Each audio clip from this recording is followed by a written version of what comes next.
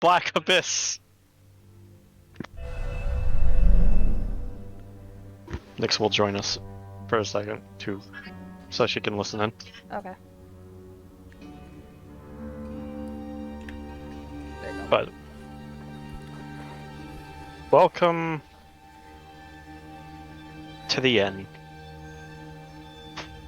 Swirling black abyss of nothing as you drift in the nothingness. There's naught but darkness on all sides. No voices, no landscape.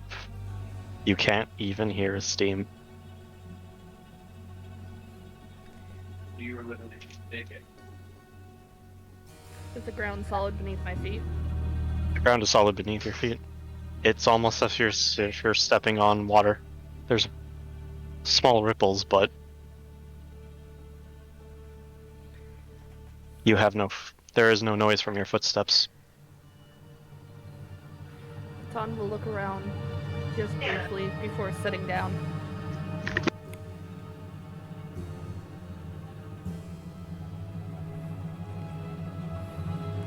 Just gonna sit there.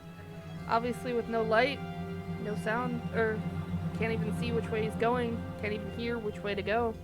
There's nothing to do but sit. And if this is truly death, then this must be purgatory.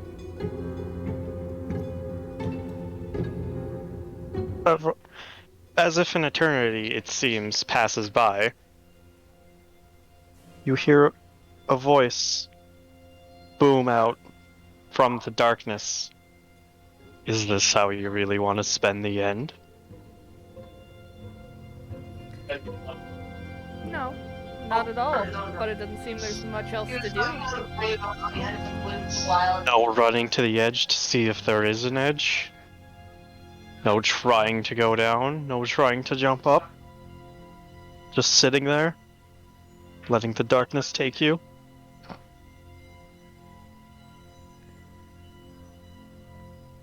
With everything that it seems, it just seems one empty abyss. You don't even try to rage against the end. Would there be a point in doing so? There always is a point in doing so. You should realize it, or should have realized this by now. If everything that you've gone through, everything that you fought for, just simply sit here in the darkness. You may have a point. He would rise to his feet.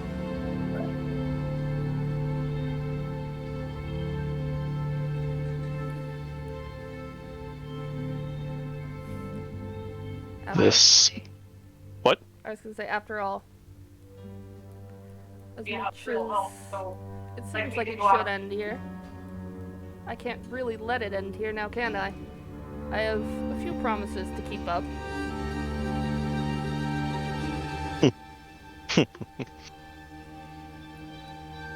Then walk forward. Though the path may seem dark, the tomorrow is always the brightest, is it not? Fair enough. You fight for a brighter tomorrow.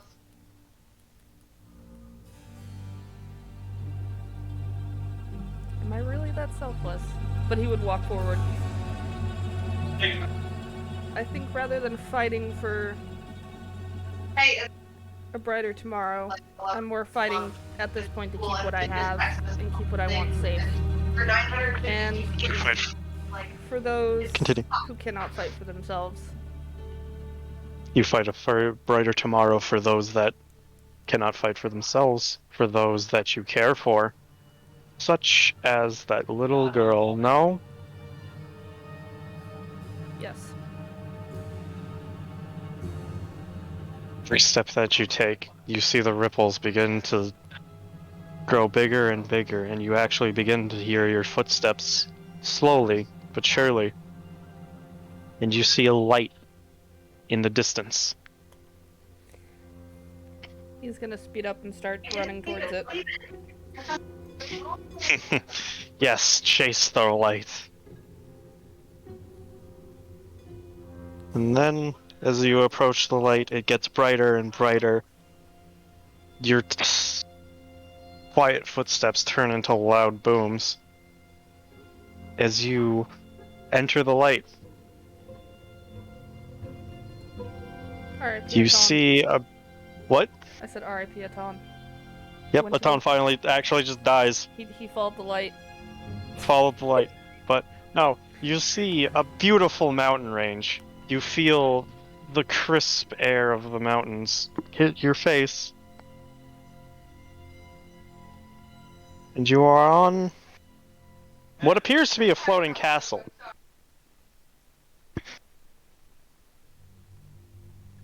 The place that you're in doesn't feel like the place you left. There's a sense of calmness here. A sense of law and order. Though you never really studied much religion, you can tell that this place isn't anywhere that the teachings of Ildir would have taught you about. This is the upper plane of lawful good of Mount Celestia. Well, that's what you're looking at. You yourself are on a floating castle. Floating around the mountain. Where am I located in on the castle? Like down the steps? Just on a balcony. Balcony? Just on a balcony. Behind you is a shut door. That's the wrong song. What? Dude, that's fucking what? Ton is gonna take in the view, see everything, kind of glancing over the edge of the balcony as well, to confirm that it is in fact floating, before turning around to the doors behind him and giving it a tug just to see if it opens. They do not move, as if they are fixed there and more for decoration than actually being a door. Well, with that, he'll turn back to look at the mountain. The door is finely carved, however, with various depictions of metallic dragons. In the middle appears to be a dragon that combines features from all 5 different dragons. Though you never ever officially officially saw a depiction of him, but you can tell that middle dragon is Bahamut.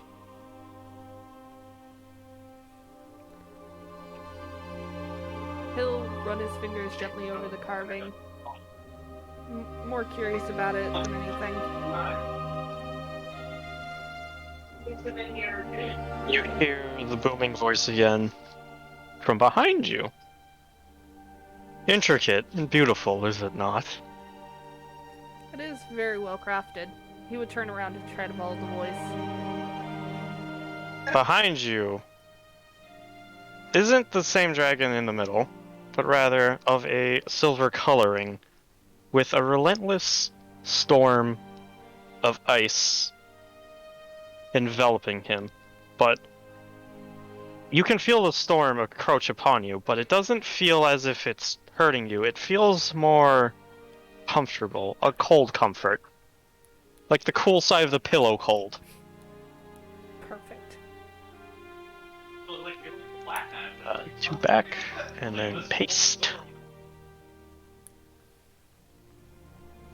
That is the dragon you are seeing. And what do you... Oh, go on. No, you go. I was gonna say, and what do you wish to be addressed as? You may call me Zodan. One of Bahamut's 7 paladins. It is nice to meet you then. And it's a pleasure to meet you. You've been taking good care of Scion. And for that you have my thanks. I've been doing what I can to keep him out of trouble. Again, I appreciate that. And that is why I pulled you here, because I saw your unfortunate end. Yes, unfortunately. Wait, hold on. When did Sarah come home? That is why I would like to ask you. I know that you and making pacts aren't exactly the best, but I would like to make a pact with you. No major strings attached. All that I ask of you is that you continue to pursue your sense of justice and keep Scion safe. So, no hit lists? I don't have to worry about that? No hit list. No killing innocents, no turning into a unfathomable creature, and hunting those that don't deserve to be hunted.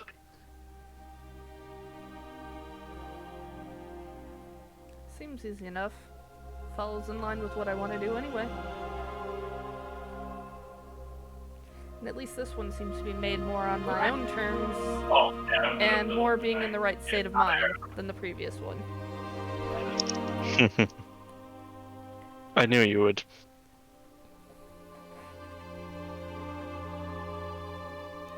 You would choose to join in this in more favorable terms as well.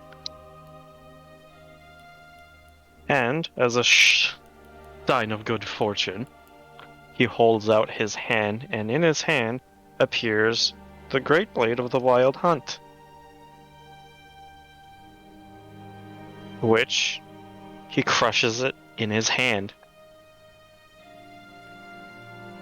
and places the fragmented sword onto the ground in front of you, to which it reforms into a shining, shimmering silver blade.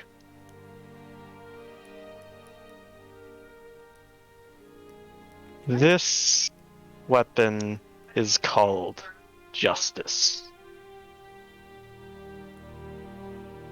Can I touch this? Yeah. Okay.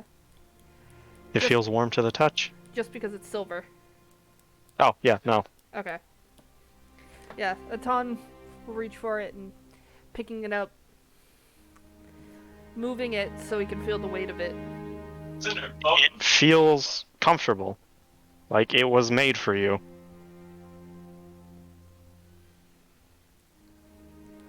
I will say It doesn't. Blade feels better than the one I had previously. Less intense. It also doesn't feel like it's going to curse you, so there's that. That's true as well. As long as you continue on your path of justice and of protecting the young prince, it will become a staunch companion.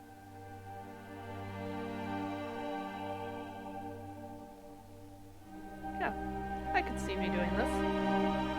Seems easy enough. Well, until he decides to, fall off a log into the river again, but we'll see how well it goes. Yes, I did quite enjoy that. But you wish to return to the land of the living, no? Yes. So you may continue. Very well. However, before I send you back, do you have any questions about, well, anything?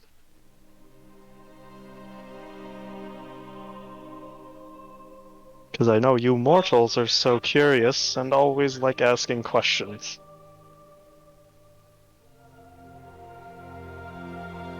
Stop. Yeah. I have a few. I don't know if you can really answer one of them, but do you know much about the truth behind Ilir? Because... Of whom? the god of, well, that they praise in Tuvat, Ildir. There is no god of that recollection that I can think of. He certainly does not exist on this plane. Well, that's good to know, and also not really eases my suspicions, but confirms them. And with breaking of that blade and essentially fully severing me from the wolf, will my transformation be gone as well? Do you want the transformation to be gone?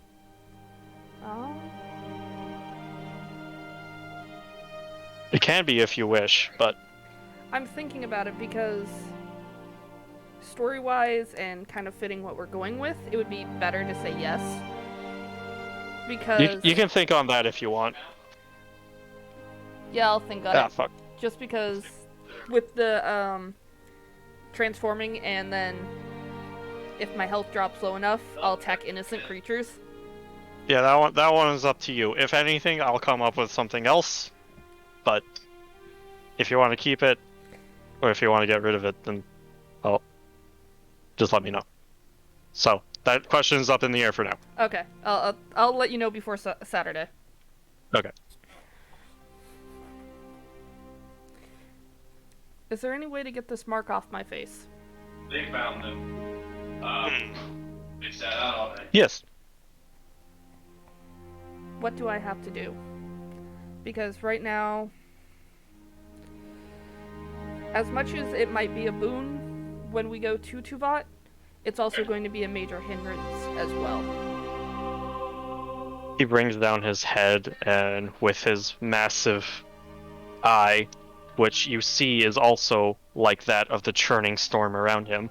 There is no pupils, it's just one swirling mass of white and blue.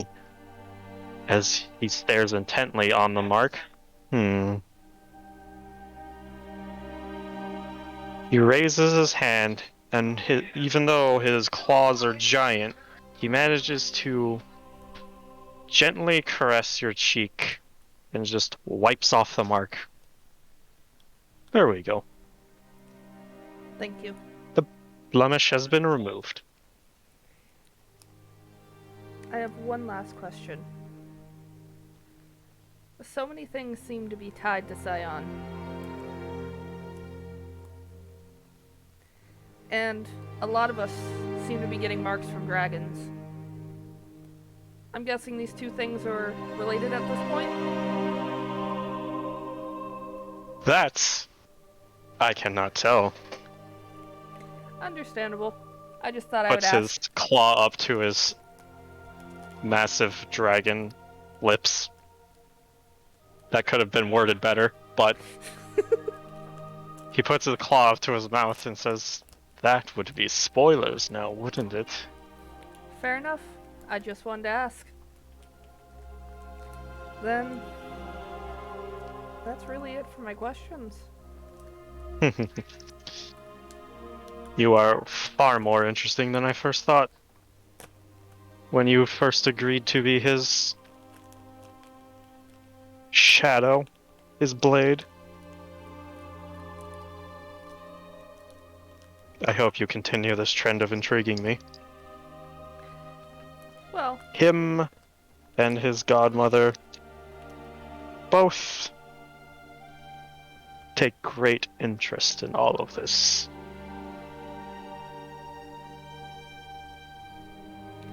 I can see the prince doing a lot. And I can't wait to see what he does. His ambitions are high, and he will need these allies that he's made. And I think with this group, I think whatever he seeks to do, he'll be able to do. Even if I have to kick him across the finish line. That is good. My faith has been well placed, but I'm sure your friends are missing you right about now. Oh, the tears I can feel from Scion. Yeah, this is gonna be probably not the best reunion. You might be a bit hazy when I put you back, though, so be aware of that. And people might question about all of this. This does not need to remain a secret. You can tell them whatever you wish. Then I will do so. The only question, I just realized another question I had originally on the old blade, I had list of names that I was trying to find.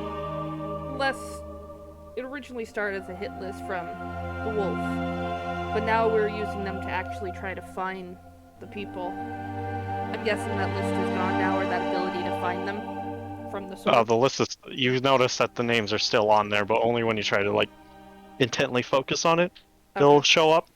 All right. They just won't be there. The original names are still on there, but okay. No more names will show up. Sounds good.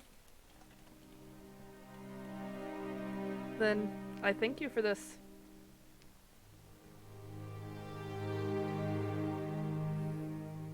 With that, I shall return you back to the land of the living. Oh, the Raven Queen will not like me for this. To be fair, But... I think quite a few gods don't like me at this point. Keep this trend up. Not a lot like me. But Bahamut definitely likes me. And he'll like you in time. As long as you have one person, that's all you need. Exactly. And now I shall return you to the 7 that are currently grieving for you. Thank you. And then he brings up his massive hand again. And gently puts his claw against your forehead and says, boop! As you return back to your body. Now I'm just reminded of Aurelian's soul. Yep. Boop. Boop. And yeah, you are returned back to your body. Fucking haggard as hell, but you're back in your original body. With a brand new sword. Yep. And no mark on my face. Mm-hmm. But nobody has noticed yet because I never said anything about that. Yeah, because we hadn't decided yet. Yeah. I think they're too a busy fancy crying new anyway. sword. But that's the end of that. Taken.